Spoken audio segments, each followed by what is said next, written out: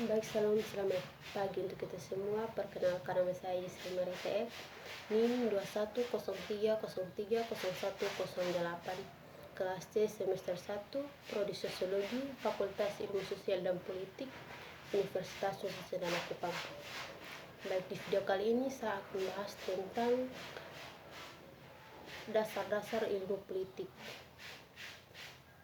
Pertama, sifat, arti, dan hubungan ilmu sosial dengan ilmu pengetahuan lainnya. Perkembangan dan definisi ilmu politik. Ilmu politik dipandang sebagai salah satu cabang dari ilmu sosial yang memiliki dasar, rangka, fokus, dan ruang lingkup yang jelas. Maka dapat dikatakan bahwa ilmu politik masih muda usianya karena baru lahir pada abad ke-19. Ilmu politik sebagai ilmu pengetahuan.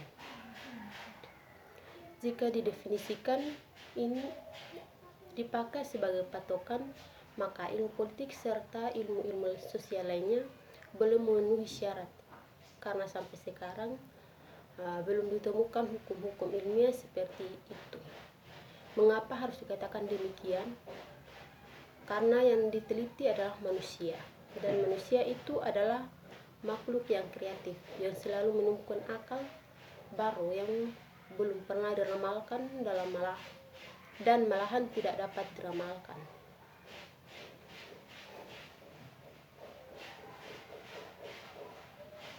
Hubungan ilmu politik dengan ilmu-ilmu lainnya. Hubungan-hubungan ilmu politik tidak hanya terdapat sejarah dan filsafat, tetapi juga meliputi ilmu-ilmu sosial lainnya. Ilmu politik merupakan salah satu cabang dari kelompok besar ilmu sosial dan erat sekali hubungannya dengan anggota-anggota kelompok lainnya seperti sosiologi, antropologi, ilmu hukum, ekonomi, psikologi, dan ilmu bumi sosial. Kedua, saya akan membahas tentang konsep-konsep politik. Teori politik. Teori politik adalah generalisasi yang abstrak mengenai beberapa fenomena. Konsep adalah unsur yang penting dalam usaha kita untuk mengerti dunia sekeliling. Generalisasi adalah proses melalui mana suatu observasi mengenai suatu fenomena tertentu berkembang menjadi suatu observasi mengenai lebih dari satu fenomena. Dan teologi politik adalah bahasan dan generalisasi dari fenomena yang bersifat politik.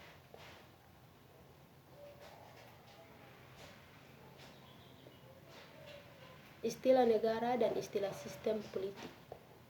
Konsep sistem politik merupakan pokok dari gerakan pembaharuan yang timbul dalam dekade 50-an. Konsep sistem politik dalam penerapan pada situasi yang konkret seperti negara mencoba mendasarkan studi tentang gejala-gejala politik dalam konteks tingkah laku di masyarakat. Konsep kekuasaan. Esensi dari kekuasaan adalah hak mengadakan sanksi. Kekuasaan adalah kewenangan yang didapatkan oleh seseorang atau kelompok guna menjalankan kewenangan tersebut. Sesuai dengan kewenangan yang diberikan, kewenangan tidak boleh dijalankan melebihi kewenangan. Sumber kekuasaan. Sumber kekuasaan dapat juga berupa kekayaan. Kekuasaan dapat pula bersumber pada kepercayaan atau agama. Pengaruh. Pengaruh merupakan dua konsep yang berbeda, dan apakah satu di antaranya merupakan konsep pokok dan yang lain bentuk khusus. Yang ketiga, berbagai pendekatan dalam ilmu politik. Dalam ilmu politik ada tiga pendekatan. Yang pertama, pendekatan legal atau institusional, yang merupakan pendekatan legal atau institusional yang sering dinamakan pendekatan tradisional.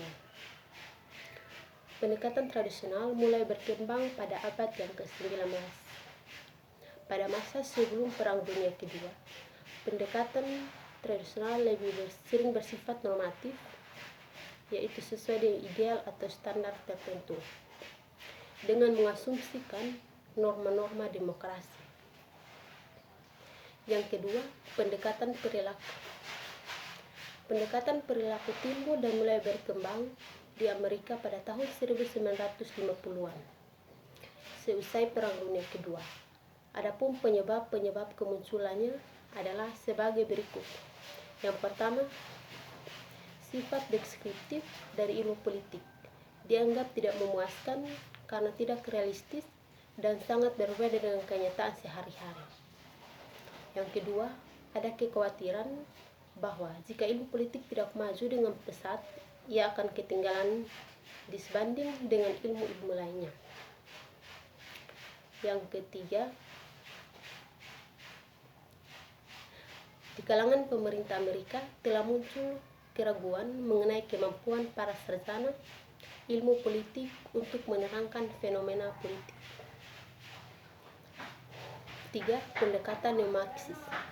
Neo-Marxis adalah cendekiawan yang berasal dari kalangan borjuis dan seperti cendekiawan di mana-mana enggan menggabungkan diri dalam organisasi besar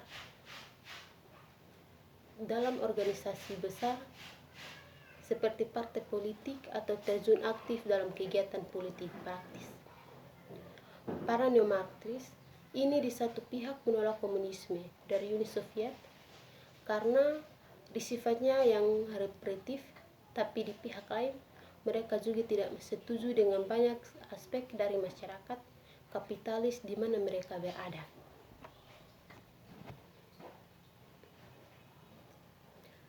Yang kelima, demokrasi. Beberapa konsep mengenai demokrasi. Kita mengenai bermacam-macam istilah demokrasi.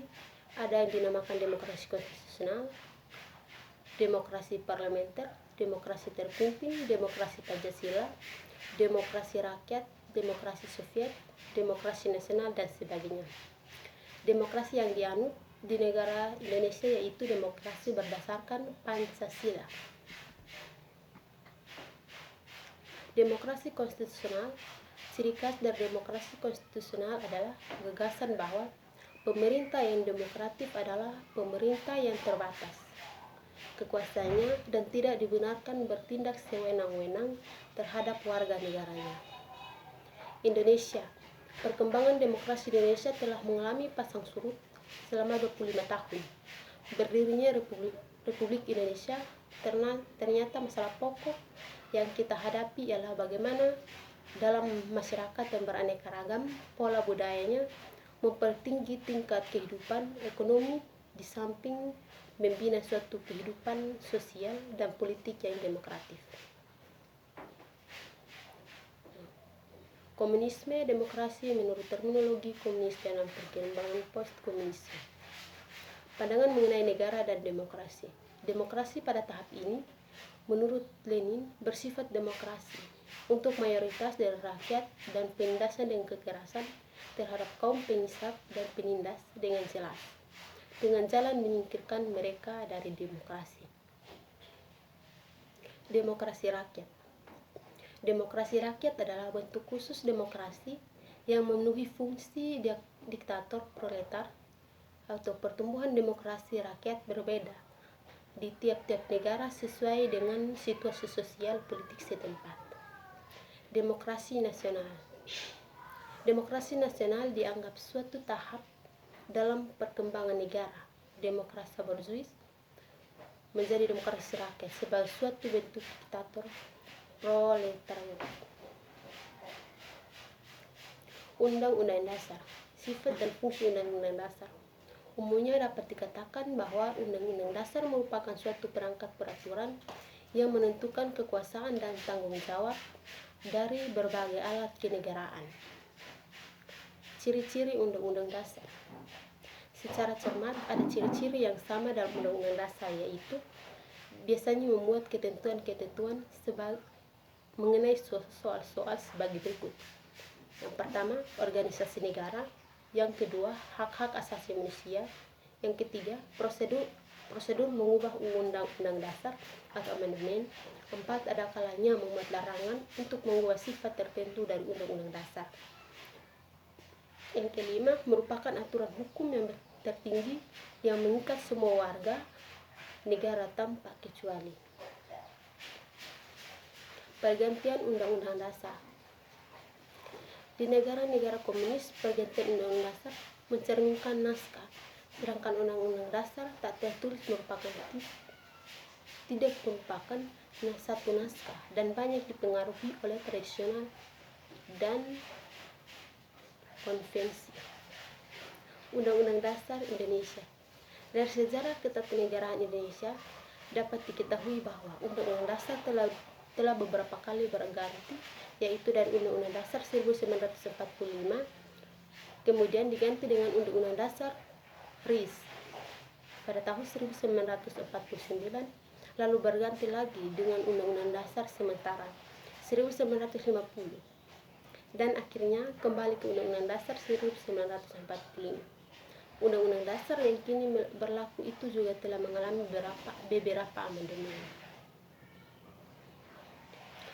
Yang ketujuh, hak-hak asasi manusia. Perkembangan hak asasi manusia di Eropa.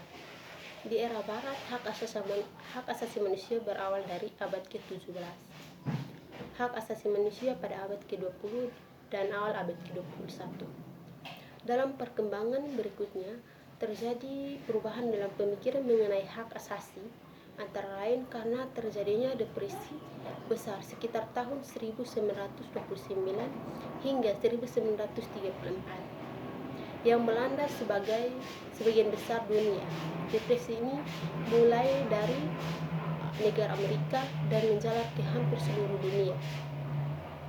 Berdampak luas, sebagian besar masyarakat tiba-tiba ditimpa pengangguran dan kemiskinan.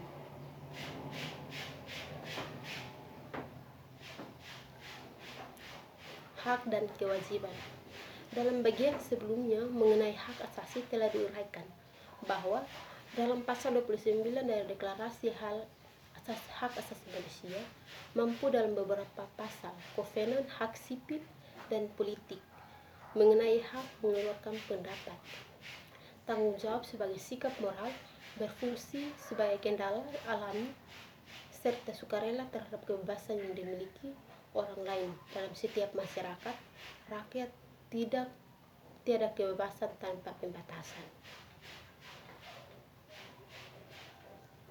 Baik, demikian penjelasan saya dari buku Dasar-Dasar Ilmu Politik. Terima kasih dan salam.